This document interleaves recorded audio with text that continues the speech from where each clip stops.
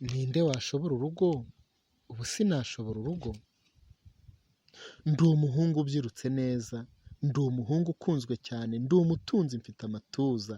Iby'umutuzo byo si ibyanjye, ubutunzi burampira kuko ubutunzi mbufite rwose. Abana beza baranshaka b'abana b'umujyi muzi, n'abashatse nabo baraza bakanshaka nk'abancunga tugasangira ubwo butunzi, nkabatesha iby'urugo rwabo, iby'ingo zabo ntibindeba. Ariko abasenga barampunga ngo imico yanjye ntibayikunda, kuko gusenga byo simbizi. Ubu ko ntekereje gushaka nzishakira ababyaye, kuko n'abari bashukwa ndeba kandi nanjye narabakanze. Ubu sinashobora urugo. Ntabwo washobora urugo kuko rwubakwa n'Imana, kandi Imana warayihunze. Genda wicuze ureke ibyaha, unasengera abo wasenye, kuko ibyaha bigaba ibyago.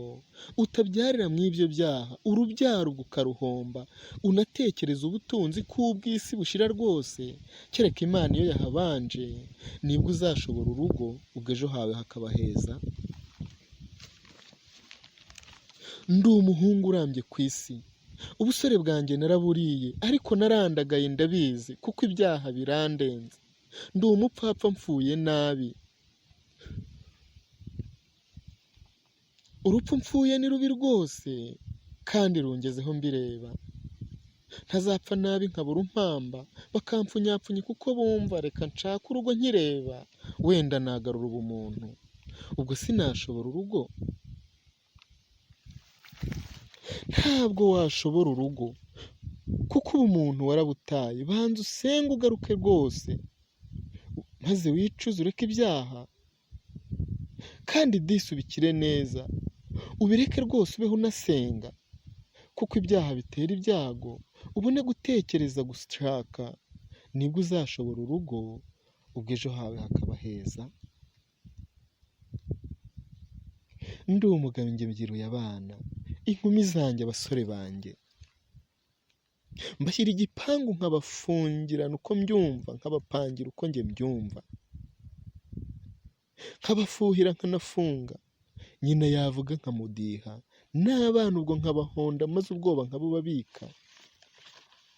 Kuko bazi iby'imico yanjye, ngo inkumi zingana n'izanjye ndazikunda, byo barabizi, kandi nanjye mbyiyiziho. Nzishukashuka nziho iby'isi, kuko nanjye mbifite byinshi. Ubwo sinashoboye urugo. Ntabwo washoboye urugo, ahubwo Sekibi iragutuye. Umugore wawe ni indushyi, bana bawe bo warabishe. Va mu byaha uhunge ibyago, kandi ushakire mu gusenga, unashakire mu gukunda, ukunde wese uko wakabaye. Umudamu wawe baruta bose, abana bose ni nk'abawe. Bigisha iby'imico yawe, ni wowe bareberaho mubyeyi. Nibwo uzashobora urugo, ubwo ejo hawe hakaba heza. Ndi umusaza, ndi n'umukambwe, mpora nsenga nshima cyane, mbwira Imana yo yaduhanze ko nyishimira urugo rwacu, yandindiye uwo nashatse. Ubu dusazanye tudashonje, nabo nzasigira bareba. Nabatoje ibyo kuyisenga, bakayisenga bashize amanga.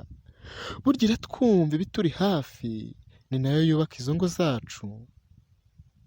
Naba narashoboye urugo. Yego, wamenye ubwenge mu rugo rwawe, umenya gusenga, umenya gushima, umenya gukunda uwo yaguhaye, n'umuryango ukawitura. Wakoze neza mubyeyi mwiza, rwose washoboye urugo. Mwari kumwe na Minani Froduwari. Nimugire amahoro kandi mugire ingo nziza. Ninde washobora urugo? Ubu sinashobora urugo.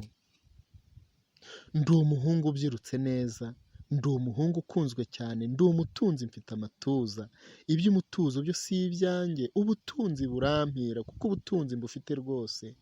Abana beza baranshaka b'abana b'umujyi muzi, n'abashatse nabo baraza bakanshaka nk'abancunga tugasangira ubwo butunzi, nkabatesha iby'urugo rwabo, iby'ingo zabo ntibindeba. Ariko abasenga barampunga ngo imico yanjye ntibayikunda, kuko gusenga byo simbizi. Ubu ko ntekereje gushaka nzishakira ababyaye, kuko n'abari bashukwa ndeba kandi nanjye narabakanze, ubu sinashobora urugo. Ntabwo washobora urugo kuko rwubakwa n'Imana kandi Imana warayihunze. Genda wicuze ureke ibyaha unasengera abo